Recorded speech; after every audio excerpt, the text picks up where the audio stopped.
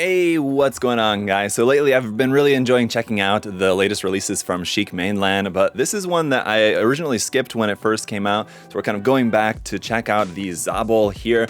I've got the black version. It is also available in green, which I think here at USA Gundam Store, I think we're sold out of the green version at the moment, but I know we do have some of the black version left.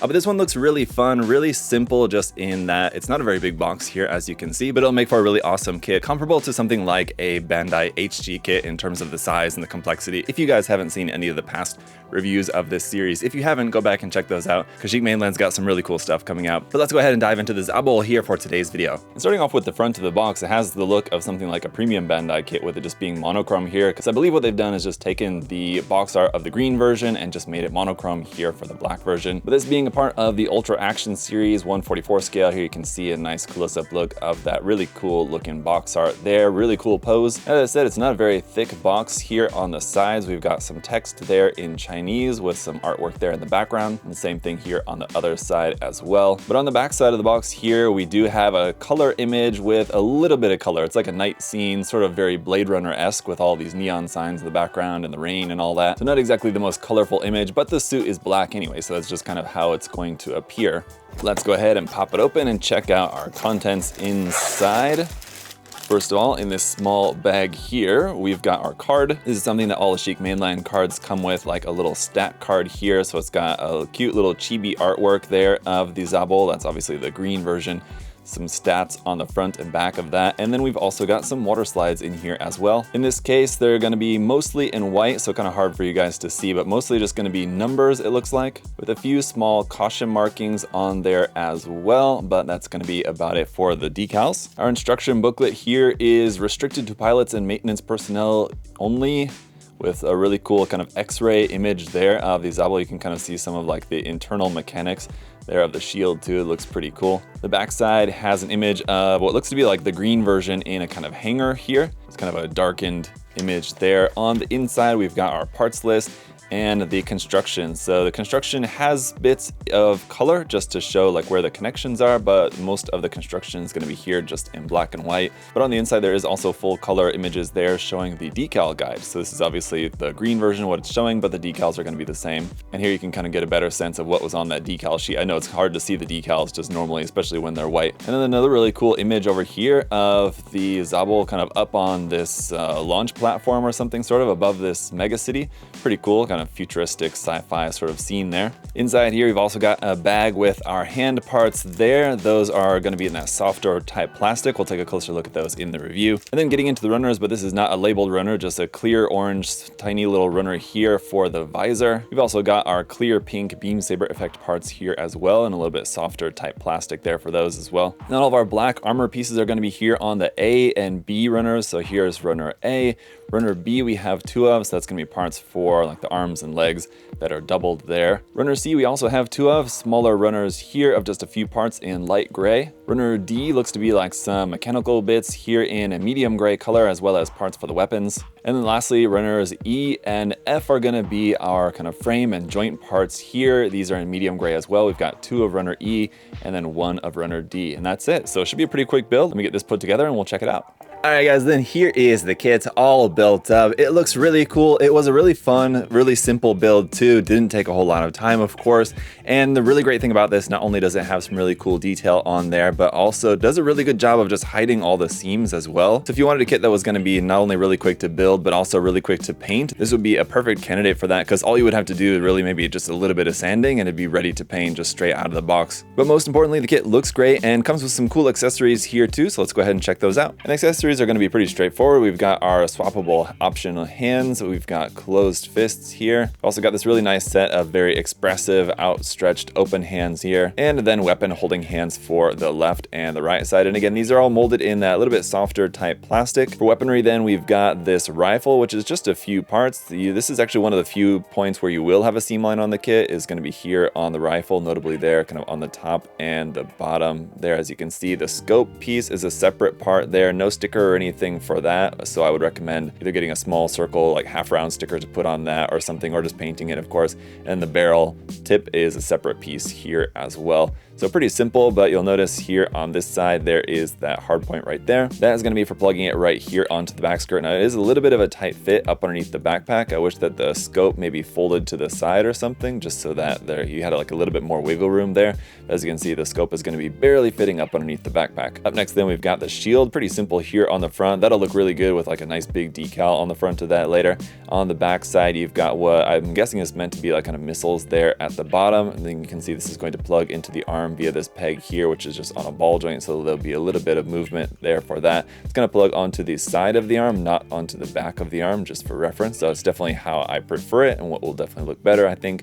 And then up here you've got your beam saber handles. Now these are just dummy beam saber handles, as these ones don't actually have a hole in the end for the beam saber to fit on, but these just attach via this little peg there on the inside of the shield. The actual beam saber handles that will hold the beam saber effect parts are here, but these do also have the peg in the handle for plugging onto the back of the shield if you wanted to. So those dummy ones there, you could just not use those if you don't want to, and just attach these into the back of the shield. It's just kind of really up to you, but I figure these I'll just keep with the beam saber effects in there. And then lastly, we just got two of these kind of connection bits. Now these are going to go here in the backpack. You can see that small circular gray piece there. That's just like a cap piece. If you remove that, there's a regular 3mm hard point there on the side of the backpack that then you can use these connection pieces for. There's two of these, and there's not really anything included with this kit that you could use with that, so I've just left them off for now. But if you wanted to attach something onto the backpack, like an additional like missile pod or something like that, you can do that just using the hard point that you've got there. And on that note, as we just kind of take a look at the kit here more generally, that's the only real hard point that you have. It's not like with some different like 30 minutes missions kits, especially, of course, have like lots of hard points on there, but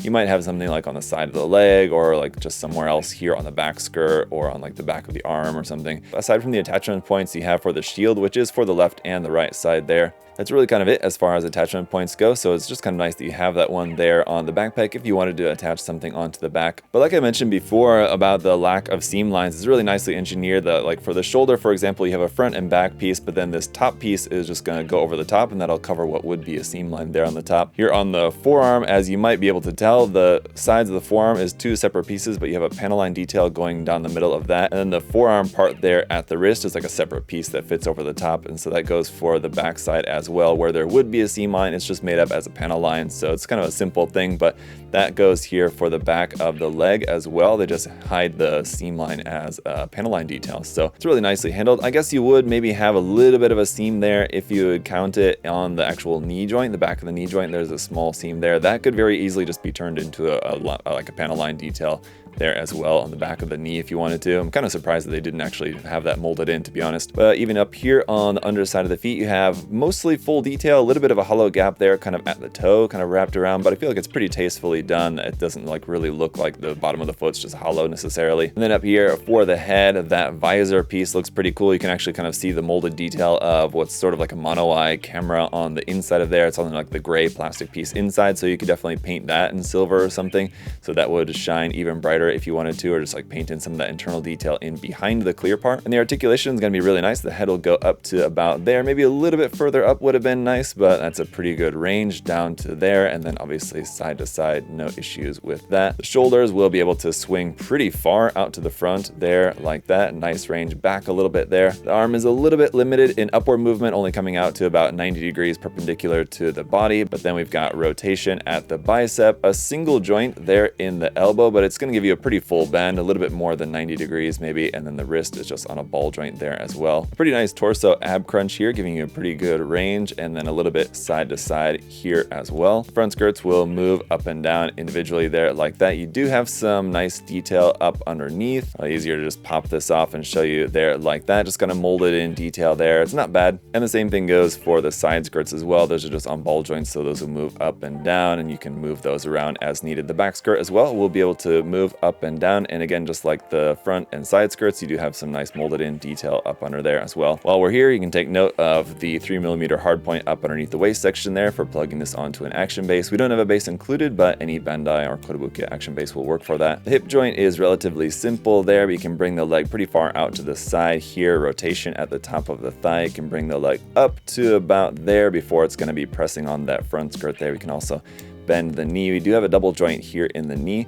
It's going to give you a nice full knee bend there. No separation of this knee armor though. And again, that would expose this seam here on the knee joint, just to be aware of that. And then the ankle is on a double joint where the foot is attached via a ball joint, so you'll have a little bit of movement there. And then the whole entirety of the ankle joint will be able to swing forward and back there like that. No bending of the toe or anything, as the foot is just like one solid piece here, but at least you can angle it pretty far back pretty nicely like so. So there you have it, guys. A really awesome kit here, and I keep mentioning about like how simple the kit is, and I don't want you guys to take that at all in a negative way, because I mean that in definitely the best of ways, in that the construction of this, I mean, it's kind of similar in terms of the number of parts and the length of time that it takes you to build it to something like a 30 minutes missions kit. I think this probably has like a few more parts in terms of the parts count, but it just goes together really nicely. And if you're a fan of like the 30 minutes missions kits and just like HG kits in general, then this is definitely one that I would recommend for you guys. If you've not yet tried out the Sheik Mainland Ultra Action Series model kits yet, this would be a great one just to try out, just to see if you like them.